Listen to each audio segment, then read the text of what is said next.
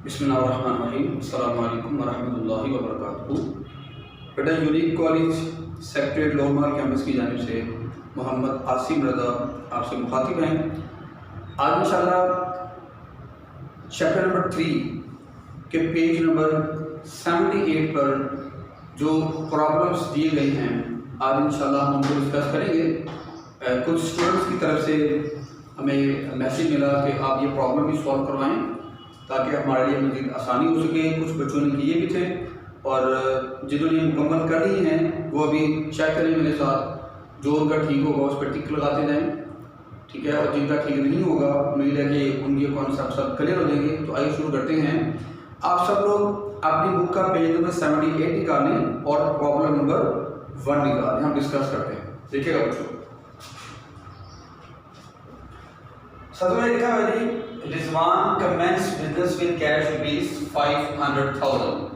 Mister Rizwan ने 5 लाख रुपए से कारोबार शुरू किया। मैंने यहाँ पर 5 अल्फाज आपको बताए थे कि जब भी आपकी बुक में started, invested, commence, brought in या इंट्रोड्यूस, इन 5 में से कोई भी एक लफ्ज आ जाएगा तो इसका मतलब होगा कि बिजनेस शुरू किया जा रहा है। और जब भी बिजनेस शुरू किया जाता है बिजनेस में कैश में भी इजाफा हो जाता है और माल की जायदाद में भी, प्रॉपर्टी में भी इजाफा हो जाता है। तो कैश हमारा एसेट्स है, कैश में इजाफा होगा तो उसको एसेट्स डेबिट साइड पे लिखेंगे। Increase in assets will record on the debit side. और कैपिटल में इजाफा होगा तो ये प्रोप्राइटरशिप है, प्रोप्राइटरशिप में इजाफा किस साइड पे लिखते हैं, क्रेडिट साइड पे लिखते हैं। तो कैश अकाउंट डेबिट हो जाएगा और कैपिटल अकाउंट हो जाएगा क्रेडिट। उसके बाद बच्चों परचेज गुड्स फॉर कैश ₹150,000 कि 1,50,000 से चीजें खरीदी हैं। जब हम 1,50,000 रुपए से चीजें खरीदेंगे तो हमारे कैश में कमी वाक़ हो जाएगी। इसको हम रिकॉर्ड करेंगे क्रेडिट साइड पर। कैश में कमी हो किसकी वजह से रही है, परचेज की वजह से, चीजें खरीदने की वजह से। और ये परचेज किसी भी बिजनेस का सबसे बड़ा एक्सपेंस हो सकता है।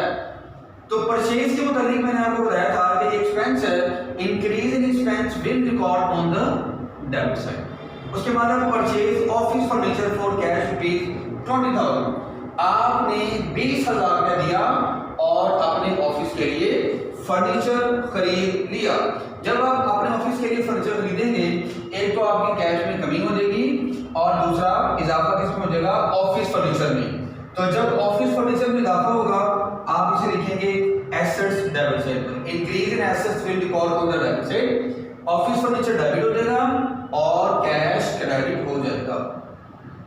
पेड एडवर्टाइजिंग एक्सपेंस, ये जो एडवर्टाइजिंग एक्सपेंस होती हैं ये अपने कारोबार को मशहूर करने के लिए जो इश्तिहारबाजी की जाती है, लोगों को बताने के लिए जो पम्फलेट्स वगैरह लोगों को दिए जाते हैं, वो हमारा खर्चा होता है, वो हमारा एक्सपेंस होता है। आपने अपने बिजनेस की एडवर्टाइजमेंट की है 2,000 की, तो आपके पास कैश में कमी हो जाएगी। कैश में कमी हो किसकी वजह से रही है, एडवर्टाइजिंग एक्सपेंस की वजह से। तो ये एक्सपेंस है, एक्सपेंस में इजाफा हो उसको डेबिट साइड पर रिकॉर्ड किया करते हैं।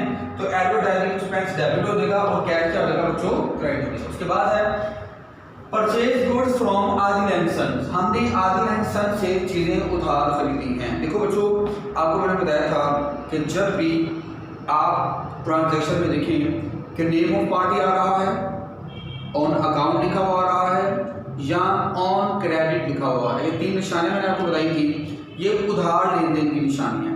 अगर इन तीनों में से कोई भी एक निशानी पाई जा रही हो इसका मतलब होगा ना कैश दिया जा रहा है ना कैश लिया जा रहा है। अभी फिलहाल हमने उधार चीजें खरीदी हैं आदिल एंड सन से।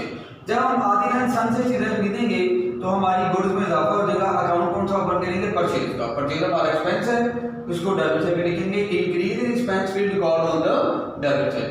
हमने चीजें तो खरीदी हैं लेकिन पैसे अदा नहीं किए, तो भाई अदा करने तो है ना। तो पैसे अदा करने किसको हैं, आदिल एंड सन्स को। आदिल एंड सन जो है ये हमारे लिए क्रेडिटर्स यानी कि लायबिलिटी बन जाएगा 14,000 से। उसके बाद अच्छा, ये जो आदिल एंड सन्स है इसका ताल्लुक बनता है ट्रांजैक्शन नंबर 9 के साथ। यहाँ आदिल एंड सन्स से 14,000 की चीजें हमने खरीदी हैं, पैसे नहीं दिए। 9 नंबर ट्रांजैक्शन में लिखा हुआ है पेड कैश टू आदिल सन ₹10,000, हमने आदित्य को देना था 14,000 रुपया, दिया कितना है सिर्फ 10,000 रुपया। तो जब हम आदित्य एंड सन्स को 10,000 पे करेंगे, आप देखिएगा हमारे कैश में कमी हो रही है और ये जो शख्स पहले हमारा क्रेडिटर था, लायबिलिटी थी, यहाँ हमारी लायबिलिटी में इजाफा हो रहा था, इंक्रीज आ रहा था, इस साइड में हमारी लायबिलिटी में इजाफा हो रहा था, लेकिन अब हम लेकिन कुछ को पैसे दे दिए हैं, अब यहाँ पर हमारी लायबिलिटी में डिक्रीज आ रहा है। ठीक हो गया बच्चों? तो ये दोनों का क्योंकि आपस में इंटरकनेक्शन था, इसलिए मैंने आपको करके बता दिया। आगे चीज देखिए, सोल्ड गुड्स फॉर कैश ₹36,000, 36,000 रुपये की चीजें आपने खरीदी हैं पैसे देकर। तो जब आप 36,000 रुपये की चीजें बेची हैं आपने, सोल्ड गुड्स फॉर कैश ₹36,000, 36,000 रुपये की चीजें आपने सेल की हैं। तो जब आप इन्हें सेल करेंगे, एक तो आपकी चीजों में कमी वाक़या हो जाएगी, अकाउंट कौन सा ओपन करेंगे, सेल का। किसी भी बिजनेस की सबसे बड़ी इनकम सेल होती है, तो सेल आपकी इनकम है, इनकम में इजाफा होगा तो किस साइड पे लिखेंगे, क्रेडिट साइड पर, और कैश आपके पास आ रहा है तो आपके कैश में इजाफा हो गया। Increase in cash will record on the debit side. बात याद रखिए बच्चों, increase in assets debit, increase in income credit, cash debit हो रहा है, सेल क्रेडिट हो। उसके बाद sold goods to Salman and son, फिर बेटा बचे किसी ना किसी पार्टी का नाम आ रहा है, तो हमने सीखा था कि जब भी किसी पार्टी का नेम आ रहा होता है तो इसका मतलब है ना पैसा दिया जा रहा है और ना ही पैसा लिया जा रहा है। Sold goods to Salman and son ₹27,000, 27,000 रुपये की चीजें बेची और चीजें आपने सेल की हैं, तो ये आपकी सबसे बड़ी इनकम है आपकी बिजनेस की। सबसे बड़ा किसी भी बिजनेस का जो एक्सपेंस है वो परचेज होता है, और किसी भी बिजनेस की सबसे बड़ी इनकम सेल होती है। तो सेल आपकी इनकम है, यहाँ भी इनकम को मैंने क्रेडिट किया हुआ था, यहाँ भी इनकम को मैंने क्रेडिट किया हुआ है। यहाँ मुझे इस इनकम की पेमेंट मिल गई थी, इस इनकम की पेमेंट मुझे थोड़ी सी लेट मिलेगी, मुझे पैसे देने किसने हैं, सलमान एंड सन्स ने, तो मेरा डेटर हो गया, मीन्स कि मेरा एसेट्स हो गया, मैंने सलमान एंड सन्स से पैसे भी वसूल करने हैं। अच्छा अब देखिए, मैंने सलमान से लेना था 27,000 रुपया, लेकिन सलमान मुझे दे कितना रहा है, 20,000 रुपया। Receive cash from Salman and son ₹20,000, मैंने सलमान एंड सन से 20,000 रिसीव कर लिया, तो एक तो मेरे कैश में इजाफा हो गया, दूसरा मेरे डेबिट में कमी बात होगी। अब ये मजीद 7,000 रुपया दूसरा मुझे देना पता नहीं कब देता है। आगे मजीद आइए जरा नंबर 10 पर, paid salary to Salman sale man ₹15,000, आपने सेल मैन को 1,500 रुपए की तनख्वाह दी है। जब आप उसको सैलरी पे करेंगे, आपकी कैश में कमी हो जाएगी, और कैश में कमी हो किसकी वजह से रही है, सैलरी एक्सपेंस की वजह से। तो सैलरी आपका एक्सपेंस है, एक्सपेंस में इजाफा होगा तो हमेशा डेबिट करेंगे। तो बेटा ये आपका क्वेश्चन कंप्लीट हो गया। अब हम बढ़ते हैं क्वेश्चन नंबर 2 की जानिब। क्वेश्चन नंबर 2 में उसने यही कहा हुआ है कि आपने एनालिसिस भी करना है और टी अकाउंट भी बनाना है। तो बच्चों एनालिसिस आप पूरी कर लीजिए, टी अकाउंट मेन काम आपको बताने के लिए ज़्यादा लिखिएगा। पहले देखिए, बिजनेस स्टार्ट किया था, हमारे पास 1,00,000 रुपया कैश था, 75,000 की बिल्डिंग थी और 25,000 का फर्नीचर था। इन तीनों को जमा करने के बाद कैपिटल कितना आ गया, 2,00,000 रुपए से पर पार्टनरशिप। ठीक है, मजीद आगे लिखिएगा। ये बेटा जरा सब लोग निकाल ली, आपने बुक का पेज नंबर 70 पेज है, 78 जो है ना वो ओल्ड बुक्स में है, तो आप अपनी न्यू बुक्स के मुताबिक देखेंगे पेज नंबर 70। तो देखिएगा, प्रॉब्लम 1 आपको मैंने करवा दिया है, अब 2 की तरफ बढ़ते हैं। Purchase good for cash ₹44,000, subject to trade discount 10%। बच्चों जो ट्रेड डिस्काउंट है ये हमेशा लेस करने के बाद इसको कभी रिकॉर्ड नहीं किया जाता अलग से। ट्रेड डिस्काउंट को कभी भी अलग से रिकॉर्ड नहीं किया जाता, बल्कि माइनस करने के बाद इसको लिखा जाता है। अब हमने 44,000 की गुड्स परचेज की हैं। जब हम 44,000 की गुड्स परचेज करेंगे तो एक हम अकाउंट बनाएंगे परचेज का, परचेज अकाउंट डेबिट। एक तो हमने इसका टी अकाउंट बना है, इसके नीचे क्या है, ये हमारा एक्सपेंस है, इसकी अपनी डेबिट साइड है और अपनी क्रेडिट साइड है, और दूसरा ये तीन हमने कैश भी पे किया होगा और कैश के नीचे क्या है, कैश हमारा एसेट्स है, इसकी अपनी डेबिट साइड है, अपनी क्रेडिट साइड। आगे क्या बच्चों लिखा हुआ है कि सब्जेक्ट टू ट्रेड डिस्काउंट 10%। जब भी आपने ट्रेड डिस्काउंट कैलकुलेट करना है आप कैसे करेंगे, 44,000 मल्टीप्लाई बाय 10/100, तो ये कितना आ जाएगा 4,400। ठीक है, अब आपने क्या करना होगा, 44,000 में से 4,400 रुपये आपने माइनस कर देना है। ठीक है,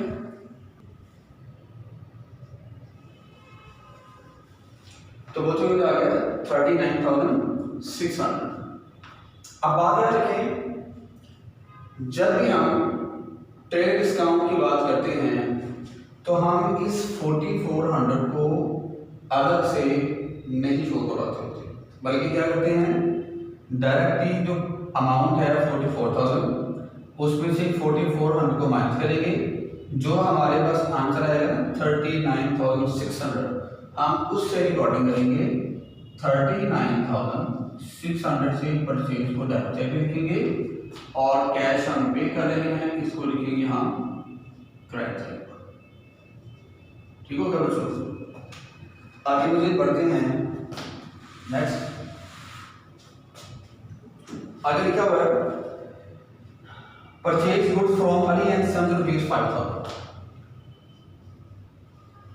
तो दो अकाउंट ओपन करेंगे, एक तो हम अकाउंट ओपन करेंगे परचेज का, कि परचेज किसी भी बिजनेस का सबसे बड़ा एक्सपेंस हो सकता है। परचेज के नेचर क्या है, एक्सपेंस, और ये है 5,000, इसको हम करेंगे डेबिट साइड। ठीक है, उसके बाद है अली एंड सन्स, इसका भी अलग से अकाउंट ओपन करेंगे, अली एंड सन्स, ये है हमारा क्रेडिटर मीन्स लायबिलिटी, और इसकी अपनी एक डेबिट साइड है, अपनी एक क्रेडिट साइड है, इसको हम लिखेंगे क्रेडिट साइड। हमने क्यों उसको लिखा क्रेडिट साइड पर, क्योंकि क्रेडिटर में लायबिलिटी में जब भी इजाफा हो उसको क्रेडिट साइड पर लिखते हैं। नंबर 4 में देखिए लिखा हुआ है, sold goods on account to Jain ₹8,000। अब हमने ऑन अकाउंट का वर्ड आ गया ना, ऑन अकाउंट, जब भी बुक में ऑन क्रेडिट आ जाए, ऑन अकाउंट आ जाए या नेम ऑफ पार्टी आ जाए, तो उसका मतलब होगा ना पैसा दिया जा रहा है ना पैसा लिया जा रहा है। तो लिखा हुआ है sold goods on account to Jain ₹8,000, आपने जैन को चीजें बेची हैं। तो एक तो आप अकाउंट ओपन करेंगे सेल का, जो सेल हमारे बिजनेस की सबसे बड़ी इनकम है, इसकी अपनी एक डेबिट साइड है और अपनी एक क्रेडिट साइड है। 8,000 पैसा तो नहीं ना मिला, हमें पैसा मिलना जरूर है, लेकिन मिलना किससे है, जैन से, ₹8,000 जैन अकाउंट, और जैन से क्योंकि मैंने पैसे लेने हैं तो जैन है मेरा डेबिटर यानी कि एसेट्स, इसकी एक अपनी डेबिट साइड है, अपनी है क्रेडिट साइड। तो increase in debtor will record on the debit side. उसके बाद ये देखिए लिखा हुआ है receive cash from Jain 7,800 ₹200 discount allowed. देखो बच्चों, मैंने जैन से लेना है 8,000 रुपये, जैन मेरा एसेट्स है, लेकिन जैन मुझे 8,000 की बजाय 7,800 रुपया कैश पे कर। तो जब जैन मुझे कैश पे करेगा 7,800 रुपया, तो मैं लिखूंगा एक तो मेरे कैश में इजाफा हो रहा है 7,800 रुपये से, ठीक हो गया, और जैन से मैंने पैसे रिसीव कितने करने थे 8,000, तो 8,000 रुपये से मैं जैन के अकाउंट को क्लोज कर दूंगा, खत्म कर दूंगा। जैन था तो मेरा डेबिट नहीं, मेन के मेरा एसेट्स था, और मेरे एसेट्स में कमी बात क्या होगी, 8,000 रुपये जैन से मैंने लेना था, और मैंने पूरे 8,000 रुपये से जैन का नाम खत्म कर दिया। ठीक है, जैन ने मुझे कैश कितना पे किया था? 7,800 रुपये कैश पे किया था। कितना कैश नहीं मुझे उसने पे किया? 200 रुपये का। वो जो 200 रुपये जैन ने मुझे कैश नहीं पे किया वो मेरा नुकसान है। ठीक है, वो मेरा नुकसान है और उसका नाम होगा डिस्काउंट अलाउ। ठीक हो गया जी? तो ये 200 रुपया मेरा नुकसान आ गया, एक्सपेंस आ गया। तो क्या एंट्री बन जाएगी? Cash account debit, discount account debit, और इन दोनों को जमा करने के बाद जैन अकाउंट क्रेडिट हो जाएगा। उसके बाद मजीद देखिए स्टूडेंट्स, आगे लिखा हुआ है paid Ali and sons against account rupees 4,750, discount receive rupees 250। देखिए बच्चों, ये है अली एंड सन्स। ये मैंने अली एंड सन्स से चीजें खरीदी थी। कितने की? 5,000। ठीक है, मैंने 5,000 रुपये की चीजें खरीदी थी अली एंड सन से। मैंने अली को पैसे अदा करने हैं। मैं अली को कितने पैसे अदा कर रहा हूँ? 5,000 नहीं दे रहा, बल्कि बुक में लिखा हुआ है कि आपने अली को कैश पे किया है। आपने अली को कैश पे किया है आपने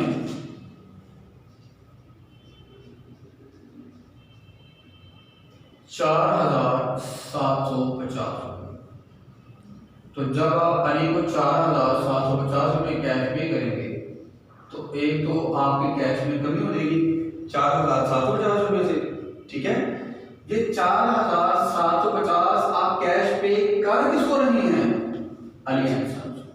तो एक अकाउंट आप ओपन करेंगे अली एंड सन्स का। अब अली एंड सन्स की नीचे क्या थी? क्रेडिटर यानी कि लायबिलिटी, तो अभी वही उसके नीचे होगी क्रेडिटर यानी कि लायबिलिटी। फर्क सिर्फ ये है कि जब आपने अली एंड सन्स से चीजें उधार खरीदी थी उस वक्त आपकी जिम्मेदारी में इजाफा हो रहा था। जिस वक्त आपने अली एंड सन्स से चीजें खरीदी थी आपकी जिम्मेदारी में इजाफा हो रहा था। अब आपने इनको ये कहा कि भाई मैं आपका पुराना कस्टमर हूँ, मुझे थोड़ा बहुत डिस्काउंट करें, तो उसने कहा चल ठीक है आप 250 रुपये ना देना। तो बुक में सिंपल ऐसे लिखा होगा कि आपने अली को 4,750 रुपये दे दिए, जबकि आपने देने कितने थे? 5,000 आपने पे करना था। Increase in liability will record on the credit side, decrease in liability will record on the debit side. अब क्या डेबिट और क्रेडिट साइड दोनों बराबर आ रही हैं? नहीं बराबर आ रही। और मैंने आपको अकाउंटिंग का एक रूल बताया था कि तमाम डेबिट्स और तमाम क्रेडिट्स हमेशा बराबर हुआ करती हैं। तो यहां पर जो फर्क आ रहा है ना, वो फर्क है डिस्काउंट रिसीव की वजह से। और ये आपकी इनकम बन जाएगी, डिस्काउंट रिसीव आपकी इनकम हो जाएगी। और इसका भी आप लोगों ने टी अकाउंट बना देना, एक डेबिट साइड और एक क्रेडिट साइड। कितने से आपकी इनकम बन जाएगी? 250 से। तो एंट्री क्या बन गई? अली एंड सन्स 5,000 से डेबिट, कैश अकाउंट 4,750 से क्रेडिट और डिस्काउंट रिसीव अकाउंट 250 से क्रेडिट हो गया। आगे मुझे देखिए, आगे आपके बुक में पेज 70 में लिखा हुआ है goods taken away by the owner rupees 350। Business का जो ऑनर है उसने बिजनेस से अपने जाती इस्तेमाल के लिए 350 रुपये की चीजें निकाली। जब बिजनेस ऑनर अपने बिजनेस से जाती इस्तेमाल के लिए 350 रुपये की चीजें निकालेगा तो बच्चों उसकी गुड्स में कमी हो जाएगी, उसकी गुड्स में कमी हो जाएगी।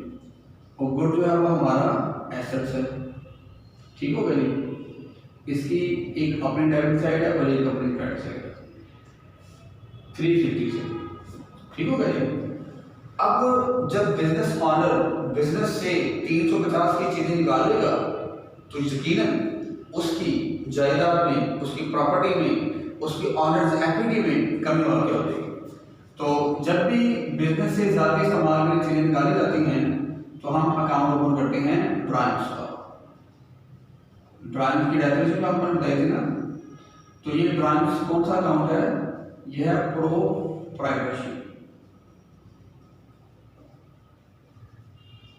इसकी अपनी वेबसाइट है और अपनी वेबसाइट 350 का एंट्री क्या बनती? ड्राइंग्स अकाउंट डेबिट और गुड्स अकाउंट क्रेडिट।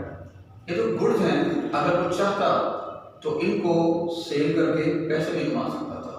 बेसिकली तो गुड्स है ना, ये हमारी परचेजेज हैं, तो यहाँ पर आपने इसको लिखना है परचेज है। ये आपका एसेट्स लिखना है, उसको यहाँ परचेज लिखेंगे कि अब ये जितनी भी गुड्स आपने परचेज की थी ना, मतलब मेरा गोदाम है, मतलब ये गोदाम में जितनी भी मैंने गुड्स परचेज की है, मेरा गोदाम पड़ा पड़ा है उनके साथ। इनको मैंने नाम क्या दिया? इनको मैंने नाम दिया परचेज का। क्या नाम दिया मैंने? परचेज का। अब इसमें से कुछ चीजें निकालकर मालिक अपने घर लेकर चला गया, तो जिसकी वजह से उसकी गुड्स में कमी वाक़ होगी। तो यहाँ पर हम लिखेंगे परचेज, लेकिन ये होगा हमारे एसेट्स। एंट्री बन जाएगी drawing account debit, purchase account credit. ठीक है, बस ये देखिएगा। सेकंड लास्ट है, थर्ड लास्ट है बल्कि, paid salaries ₹1000, rent 600 and repairing charges 400 रुपया। तीन उसने एक्सपेंस पे किए हैं, सैलरी, रेंट और रिपेयर। तो तीनों का काम बना दो। सैलरी पे की है उसने, रेंट पे किया है और रिपेयर चार्जेस पे, रिपेयर एक्सपेंस। बच्चों ये तीनों हमारे एक्सपेंसेस हैं, इन तीनों का नेचर क्या है? एक्सपेंसेस।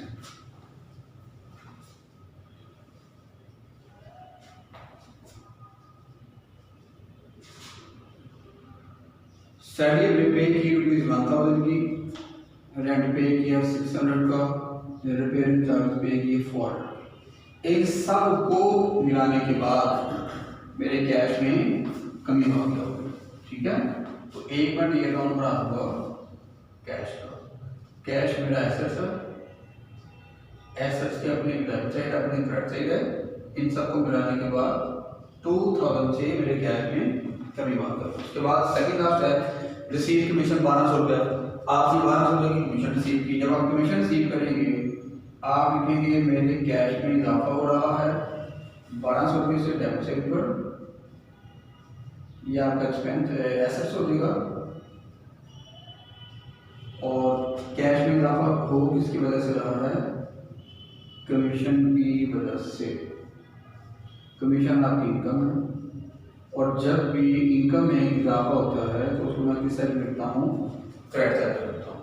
ठीक है बच्चों, आगे पॉइंट है goods distributed as free sample. आपने चीज़ें फ्री में किसी को दे दी। होता है ना कि अपनी सेल को प्रमोट करने के लिए, सेल को बढ़ाने के लिए हम चीज़ें फ्री में बांटते हैं। तो जब हम चीज़ें किसी दुकानदार को फ्री पर बांटेंगे तो अगेन हमारी गुड्स में कमी वाक़ हो जाएगी। 1200 1000 रुपये से हमारी गुड्स में कमी वाक़ होगी। गुड्स की नेचर क्या होगी? एसेट्स। गुड्स में कमी होगी किसकी वजह से रही है? फ्री सैंपल्स की वजह से। ठीक हो गया जी। फ्री सैंपल जो है ये है हमारा एक्सपेंस। इसकी अपनी एक डेबिट साइड है, अपनी क्रेडिट साइड है। एक्सपेंस में इजाफा हो जिसको हम डेबिट साइड पर लिखते हैं, तो लेकिन इसको हम लिखेंगे परचेज, कि हमारी खरीदी हुई चीज़ों में से हमने फ्री में दी। एंट्री क्या बनेगी? फ्री सैंपल्स डेबिट और परचेज अकाउंट क्रेडिट। तो बच्चों आज का लेक्चर आपका कंप्लीट हुआ। अब आप लोगों ने चैप्टर 3 की ग्लॉसरी ओपन करनी है। उसकी ग्लॉसरी में से तमाम डेफिनेशन आपने निकालनी है। ठीक है, सिंगल एंट्री सिस्टम आपको मैंने बता दी है, double entry system, real account, personal account, nominal account. ये बड़ी अहम डेफिनेशन हैं, इनको इग्नोर नहीं करना। ये सारी डेफिनेशन आपने करनी है। इंशाल्लाह जो आपको अगला लेक्चर मिलेगा वो जर्नल का होगा। तब तक के लिए अपना ख्याल रखिए, दुआओं में याद रखें। अस्सलाम वालेकुम वरहमतुल्लाहि वबरकातुहू।